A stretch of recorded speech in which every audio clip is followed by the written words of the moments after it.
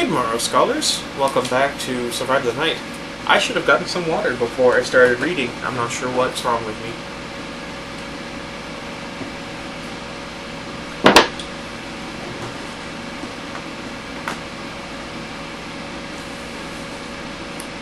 How you guys doing?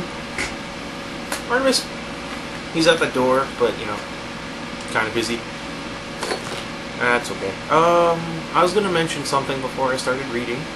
What was it?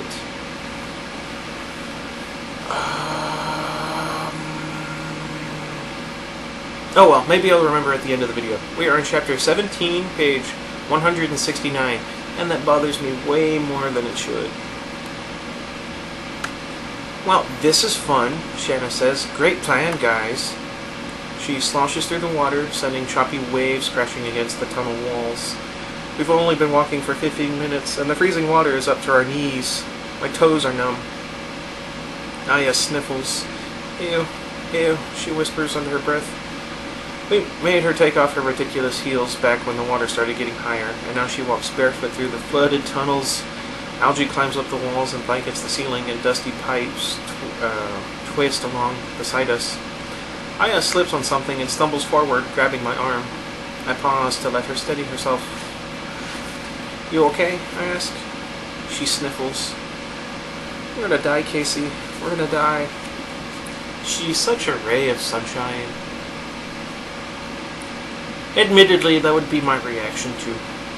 She starts sobbing again. I turn my back instead of trying to help and wade forward. Guilt clenches my stomach, but I try to ignore it.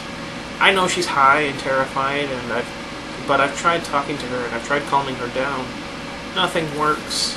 The only thing we can do is get out of here as soon as possible. Seriously, Shanna says.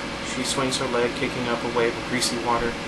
It was too easy when we were just trapped underground with a serial killer. Now we get to be trapped underground in a flooded tunnel with a serial killer? Aya whimpers, but Shanna doesn't seem to notice. I've always wondered whether crocodiles lived in the subways, she said.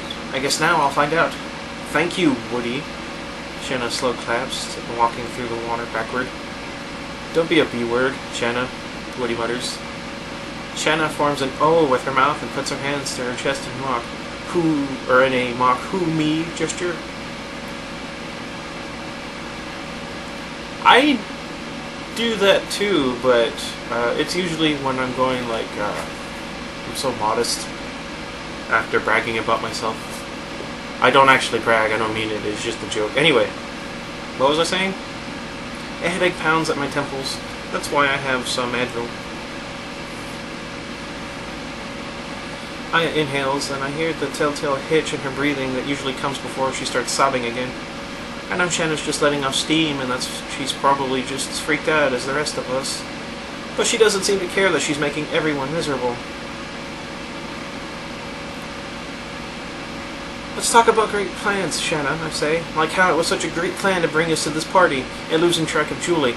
That was a fantastic plan. Shanna releases a short laugh. No one put a gun to your head, sucker Barbie. You could have gone home at any time you wanted. You're joking, right? Or did you forget the giant, scary bouncer guarding the door? Oh yeah, and that thing where you drugged me.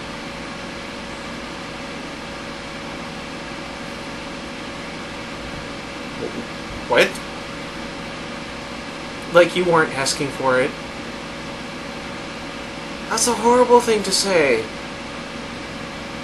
Shanna, shut up, Sam says, cutting her off. Shanna stops walking and hurt flashes across her face. She looks at Sam, then back to me. I can't help the little smile that curves my lips. Sorry. I don't know what it is, but I've been laughing like the Emperor a lot lately.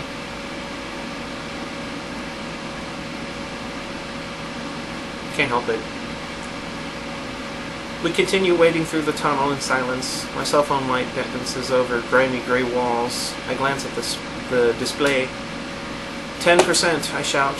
Sam's phone died a few minutes ago, and Woody and I are the only ones who still have power left. We're trying to preserve it. You should turn it off until the candle goes out, Sam calls back to me. The candle burns low in his hand. There's not much wick left, and the flame is barely more than a dim, glowing ember. I switch my phone off and slip it into my back pocket.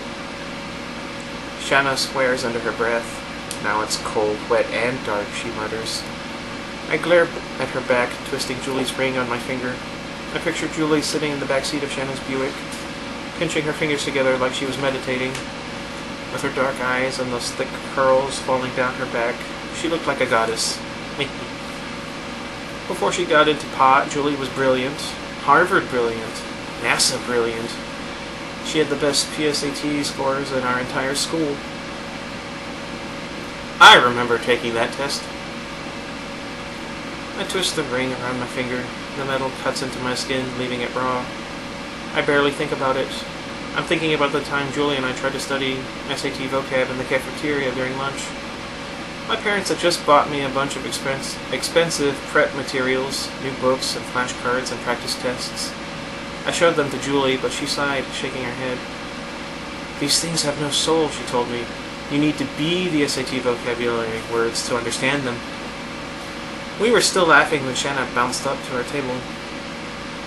Come with me, she said, smiling her little kid smile. I have a surprise. We followed her to the edge of the parking lot where Sid Bronson parked his van. Sid wasn't a student, but he hung around the school, selling fake IDs and drugs. Rumor was he didn't accept money. You had to pay him in favors. My stomach twisted in knots as we stepped up to his van. Shanna stood on her tiptoes and rapped on the rusty metal door. He unrolled the window a crack, and Shanna slipped him a folded piece of notebook paper. To this day, I have no idea what it said. A second later, Sid opened the door and handed her a tiny white envelope. It's X, she whispered, as we walked away. Just enough for the three of us. Wait, what? X. Someone let me know what that is. On second thought, no, I don't really need to know.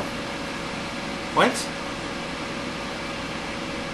Shame and fear gnaw at my insides when I think of that memory. Julie and I didn't even think. We just followed Shanna blindly. A tear oozes out of the corner of my eye. I wipe it away with the back of my hand. My head pounds, throbbing with regret. I imagine Julie walking next to me. I wish I could grab her hand or hear her wry, sarcastic voice again. I close my eyes, whispering a silent prayer. If I get out of this place, I'll take the SATs and apply to college. I'll even go to sleepovers at Madison's house. I'll be a different person. I pull the Tylenol bottle out of my pocket. There are still a few pills left, rattling around inside. I'll never touch anything stronger than Tylenol again. I don't like Tylenol. It never works for me. Advil. Preferably the round ones rather than the oval ones, are the ones that actually help.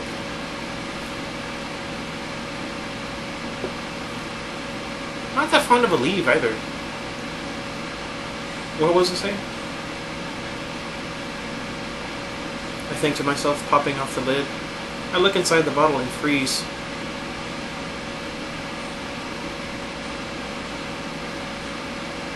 Uh-oh. 2 tiny round oxycodone pills sit nestled among the remaining Tylenol. They stare up at me, beckoning. All the air leaves my lungs. Those pills can't be here. I blink, but they're still there when I open my eyes, waiting. I slam the lid back on the bottle and shove it into my pocket. My parents said they swept my room and threw out all my old stashes. They could have missed the bottle. Shanna had your pills, a little voice in the back of my head says. I run a hand over the buzzed side of my head, thinking of how she had swiped the Tylenol bottle off the bar and handed it back to me later. It would have been just like her to give me a few pills, like a dare. Aya's breath hitches again. The sound is sharp, like a paper bag crumpling. I glance back at her, grateful for the distraction. How you doing, Aya? I ask.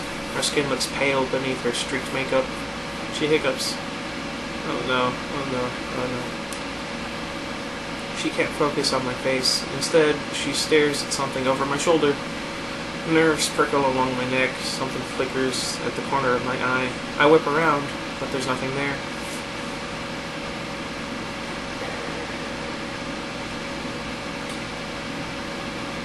That'd be scary.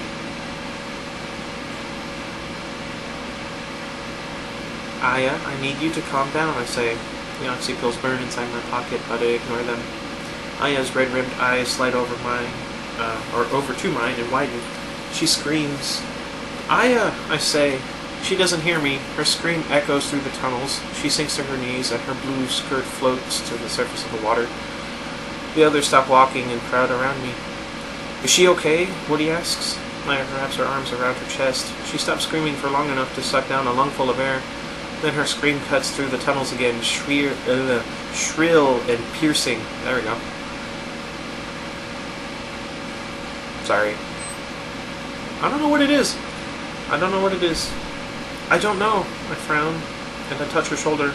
Aya jerks away. Her eyes bulge and her face turns red.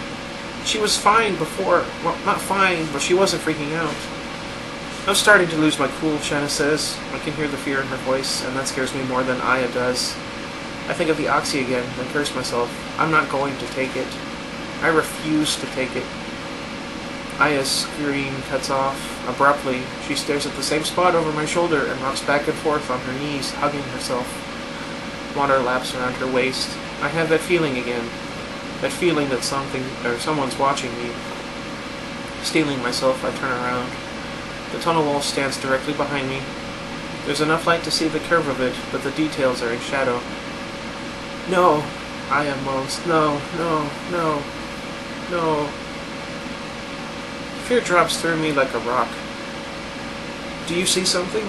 I pull my phone out of my pocket, illuminating her face and with the blue-tinted phone display. The light washes out her skin, making her look like a ghost. Oh no, oh no. Sorry. She's panicking, Sam says, and he reaches for my hand, and this time I don't pull away. I don't think she can hear you. I think we've all been there. There's something there. I nod at the opposite wall. Sam wades through the water to stand beside me. I'm scared, I admit. He squeezes my fingers. On 3, he says. 1, 2... He lifts his candle and I raise my phone, illuminating the tunnel wall in front of us. At first, I don't see anything but gray bricks and green slicks of algae. Relief washes over me. I close my eyes and squeeze Sam's hand. Beep, Woody mutters, and my eyes shoot open again. I search the wall until I see what he's talking about. A door. My lips part in a nervous smile. The tunnel walls just up ahead. Jut up, there we go, sorry, against hard gray steel. I hadn't noticed before because it's the exact color of the grimy bricks surrounding it, and the edge of the wall is flush with the door. But it's there. I grab Sam's arm. I suddenly feel like my legs might collapse beneath me. We're saved. Thank goodness.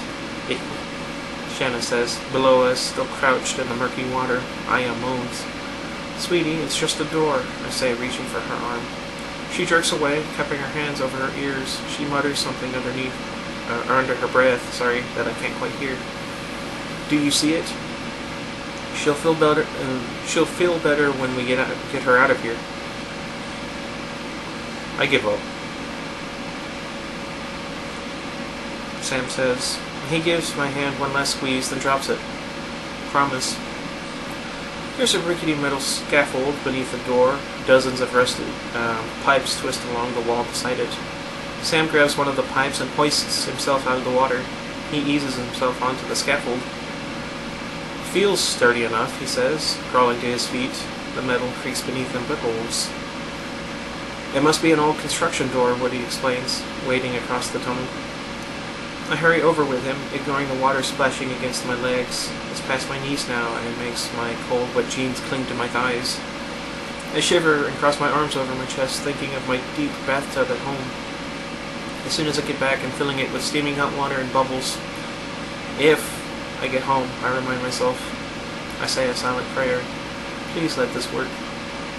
Sam sets the candle down on the scaffold and Woody climbs up next to him. He twists the doorknob and pulls. Jammed, he mutters. He groans and pulls harder. Beep. The hope inside my chest flickers. Jammed? I repeat. Don't worry. We'll force it if we have to. Woody anchors himself against the wall and tugs. But the door doesn't budge. I'll help, Sam says. We all can, right? Shanna adds. She pushes through the water and climbs up onto the scaffold. Maybe it opens in? You want to try kicking it? Woody asks.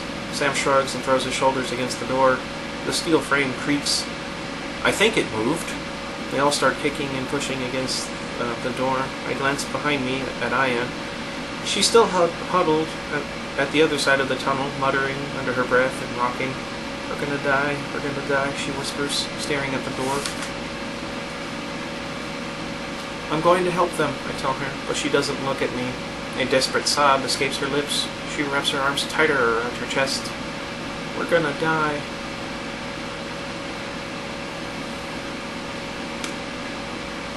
Probably. I turn around, scrambling onto the scaffold with the others. It's the size of a small patio, maybe 4 feet square. I squeeze next to Woody.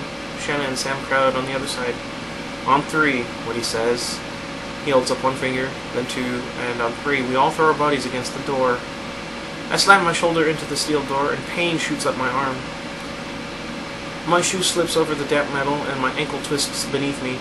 I tip backward to regain my balance, but I lean too far and tumble into the water. Sam shouts. Oily black water crashes over my face and seeps into my ears and mouth. I sink to the bottom of the tunnel and smack my head on the train tracks. Pain flickers at the base of my skull. I open my mouth, gasping for breath, and water floods my lungs. Ew. It tastes like vomit. Stomach churning, I push myself to my knees and fumble for the ledge. I break through the surface and gasp for breath, heart pounding. I'm more disgusted than scared. The water coats my skin.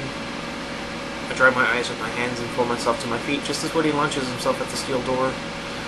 It swings open and he stumbles through. Uh-oh. Uh-oh. Uh-oh. Yes! Shanna cheers. Woody regains his balance and Shanna throws her arms around his neck. Uh-oh. Thank goodness, she screams. Sam turns to me and says something, but I'm not paying attention to him. I'm staring through the door. 2 tiny dots of light blink in the darkness, like Christmas lights. Guys, I say. 2 more lights appear, then 8, dozens, hundreds. Horror rises in my throat. Their eyes. I stumble backward and my foot slips on the subway floor just before I crash into the water again. I see hundreds of rats pour from the doorway. Ugh.